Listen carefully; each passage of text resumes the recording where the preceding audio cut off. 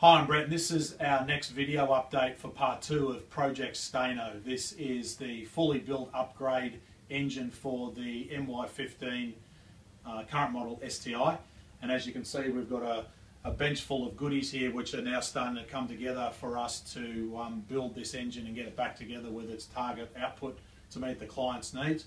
What I wanted to show you today before we start assembling parts was to give you a bit of an idea of just what some of the parts look like before they go back together. So we'll start with the engine block first. We've now got race race bearings, which are all custom blueprinted inside the engine, so they're individually matched to the journals of the crankshaft. Inside here you can see it's got the replacement pistons and the rods, but more importantly you can see how the top of the deck has now been fully closed decked to give the top of the piston bores a lot more stability and strength when the car is under a high amount of load. We've got some new higher flow injectors, and the reason why we're running bigger size injectors is because we're going to run E85 through the flex fuel upgrade. We're using the Cosworth inlet manifold TGV delete kit, which is effectively it's a plastic riser manifold to replace the aluminium one. And at the moment our current plans, that we haven't made a final decision yet, we're going to be using a Cosworth custom inlet manifold. The nitty gritty part to get the right amount of performance out of any engine is the right turbo, and this is a handmade turbo using a couple of different components, but one of the particular things that we like about this turbo, it's mechanically the biggest bolt-on turbo that you can fit to fit the factory inlet manifold with the alignment underneath the inlet manifold, whilst at the same time fitting the up pipe without going to an angle mount. And you'll notice it's got a much bigger intake on it, which matches the custom silicon intake, which has also got to have a lot of bigger intake on it as well to flow the air that is expected to generate the grunt for this engine. But the thing we like about it in particular is the alignment of the centre line for the turbo outlet to the compressor matches the right angle to meet the inlet pipe to the top mount intercooler, which will be running on this car, while still giving enough room for the electronic throttle body, which provides a very, very tight fit for the 90-degree elbow that comes off the compressor on the turbo.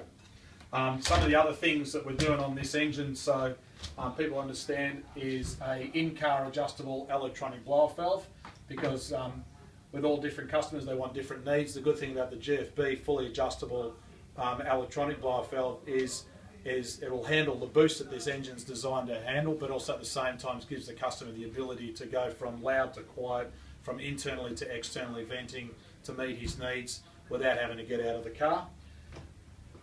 The good exciting part is we've managed to get our hands on some brand new Cosworth heads. Now, one of the big things about the Cosworth heads, if you have a close look, they've got much bigger inlet and exhaust valves, because that's one of the biggest power limiting options when it comes to the EJ25 in an STI specification. And of course, if you look closely down inside here, I'll get my cameraman, they're a CNC ported head, so they're constantly repeatable, designed to give constant reliable settings of what we can tune for.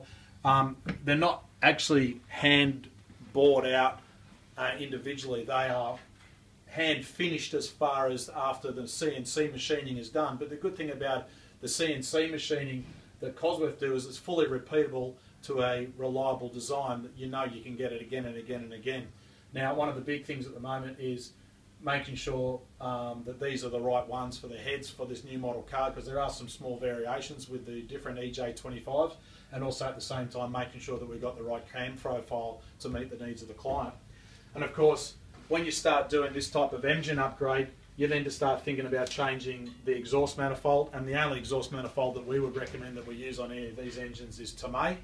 A lot of people sometimes like using copy versions of these exhaust manifolds, but at the end of the day there is a difference, and there is a notable output difference when it comes to drivability and performance, and of course match with the right type of up pipe to meet the needs of that particular turbo as well. So there you have it, just some of the goodies that we're going to be putting together onto Project Staino. The next part of the project is to obviously start assembling the engine. We've still got to show you just what can be done with other components that have got to go into this engine as it becomes assembled together. and hopefully you'll stay tuned and learn from the updates.